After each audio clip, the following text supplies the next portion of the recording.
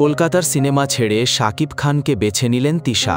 তানজিন তিশা বলেন, দুটো সিনেমার শুটিং একই সময় হওয়ার কারণে এমন সিদ্ধান্ত নিতে হয়েছে।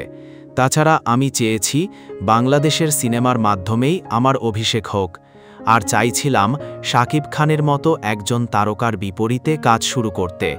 এটা ঠিক যে ভিসা নিয়ে কিছু জটিলতা ছিল, কিন্তু সোলজার ও ভালোবাসার মরশুমের শুটিংয়ের সময় এক হয়ে যাওয়ার পরে আমি আর ভিসা পাওয়ার চেষ্টা করিনি, কারণ আমি বাংলাদেশের মেয়ে, আমার কাছে আগে বাংলাদেশ।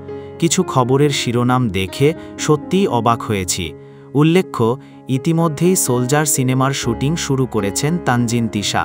এতদিন অন্যান্য শিল্পীর সঙ্গে শুটিং করলেও 11 অক্টোবর থেকে শাকিব খানের সঙ্গে দৃশ্যধারণে অংশ নেবেন। এভাবেই শুরু হচ্ছে শাকিব-তিশা জুটির যাত্রা। শাকিব খান ও তানজিন তিশা অভিনীত সোলজার সিনেমাটি নির্মাণ করছেন শাকিব ফাহাদ।